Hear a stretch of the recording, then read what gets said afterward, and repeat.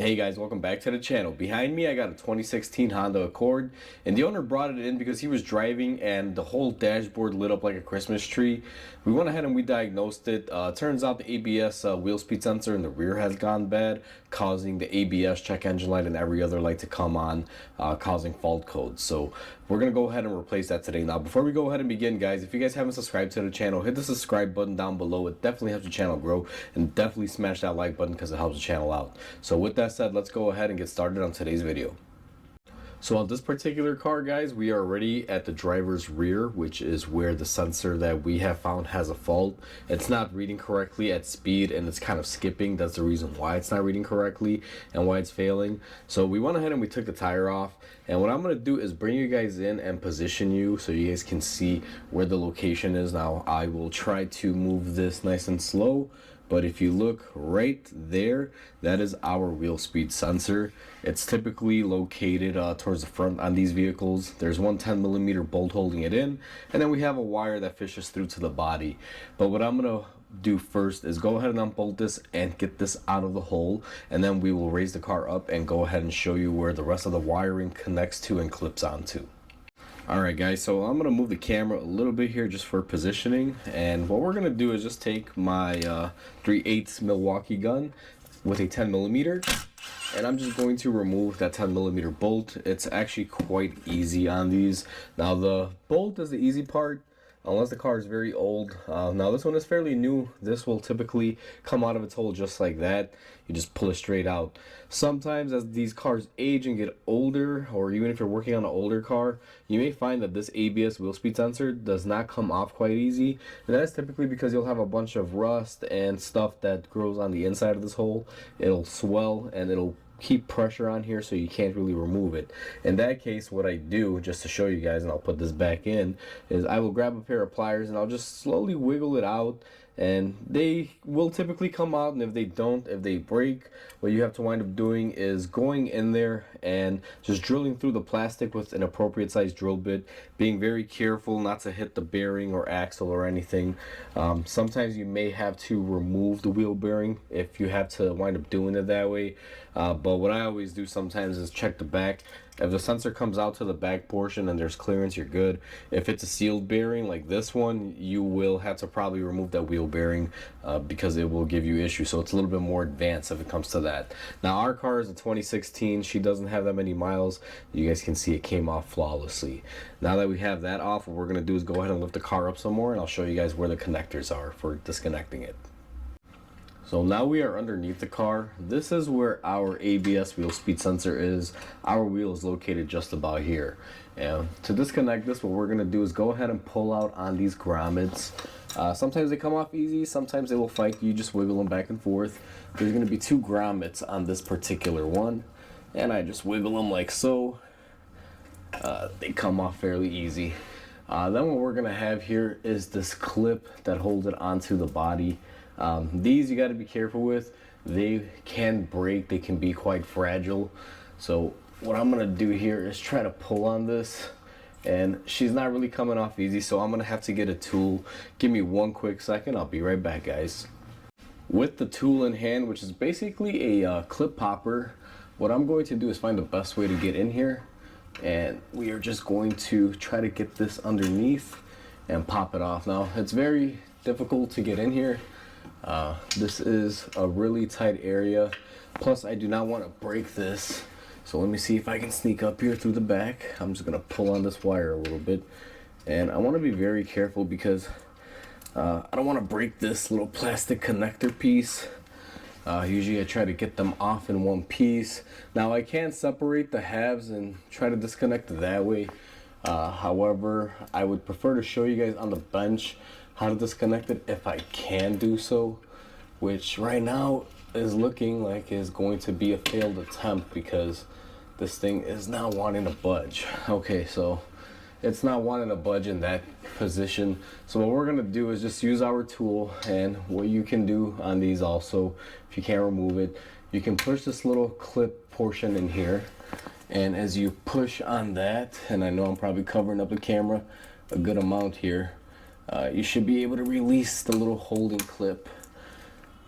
Alright guys, so I went ahead and I got the proper tool. I got this little pin tool. What I did was I put it up there and I went ahead and I released my white clip. Now you don't have to release the white clip if you don't want to, but the reason why I'm doing this for this video as a demonstration to show you guys how you unclip this on the car while it's on the bench. Now what I'm going to do is reach up in here and we are going to disconnect by pushing our tab, and we go ahead and we get our connector end off. Now we're going to go to the bench and I'll show you guys how we remove this little white holder clip. Alright guys, so I'm trying to hold this in place because it wants to wiggle out of the way. If you're looking at this clip, the way it disconnects is the part where it has a little groove. If you take a screwdriver, a little flathead is what I do, and just slowly pull up on it that way, you should be able to release the clip. Just like so, as you guys can see, and then you are able to remove your ABS wheel speed sensor out of the hole. Now I'm going to go ahead and reclip this on our car and put it back into place because we do need this. Most sensors don't come with this. To be honest with you, to risk not breaking this, I would probably leave it on the car and open it up that way, but I just wanted to show you guys how this all works together. The part that has the cutout, what you do, again, just to reiterate a little close up, get in there with a baby screwdriver and pull back on it until this releases. You guys can see it's a little catch style on there.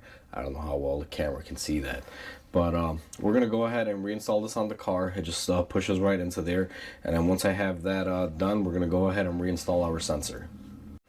So I have you guys on the bench and I have my new parts. Now last clip that we left in, I showed you guys how to remove this clip, and I did mention it may or may not come with the new sensor. Now my sensor came with a new one, so basically you would have to just unclip it and go ahead and remove it. Now I wasn't aware and I didn't know because this part just came in. I started filming the video before I had the part delivered here, and then they delivered it right now, which has been about 20 minutes since we last filmed a clip, and you will notice that it comes with everything. If you're going to start off this job, you may want to buy the part first and verify what you have and what you don't so you know what to save. If it doesn't come with it, you can unlatch it and reuse the old one. If it comes with it, then you just take it off completely and go ahead and reinsert your new one.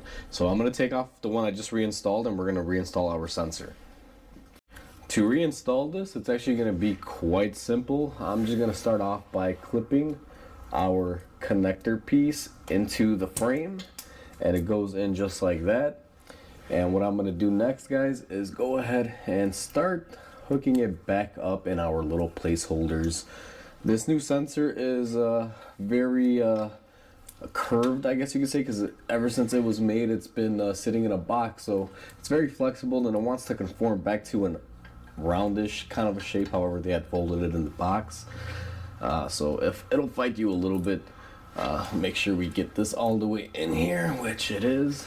So now that we have our two holders in place, we put our clip up in there. What I'm gonna do, see if I can come in here from the back, and we're just going to go ahead and clip our connector, make sure it clicks in there, and just tug on it to make sure you got a good connection. Now that we have all that done, we are done with connecting it to the car side, and it's time to reinstall it in our hub and bolt it back on. To reinstall it, what we're going to need is our bolt that we took off, and we are going to grab our sensor that was conveniently just hanging out there for us. And what we're going to do is go ahead and plug it back in just like so, and then take your 10mm bolt and start hand threading it on there. If your hole is dirty in there, guys, when you pulled it off and the sensor was fighting you, doesn't need to be said, but I'll just say it anyway. Make sure you clean the bore out before you insert this, otherwise the new one will fight you going in and you could potentially break it. Sometimes using a drill bit to clean them out, that's pretty much the same exact size as the sensor, will help out, or a wire brush if you have that attachment. And what I'm going to do next is go ahead and tighten this up. Now these I don't really torque, there's no point, it's just a small 10mm bolt. The more important thing here is to make sure that it's tight. My gun is able to tighten it more than enough. Now that we have that tightened up and bolted on, all we have to do is go ahead, throw on our wheel and clear out the codes and take this for a test drive and verify that our wheel speed sensor issue is gone and this wheel is reading correctly as far as speed goes. Alright guys, so we are all said and done. That's how easy it is to replace an ABS sensor on these newer Accords. Now this job was really quick and painless simply because nothing fought me. Everything came off the way it should have. It's a fairly modern, newer car, so it doesn't have a lot of rust buildup or anything like that.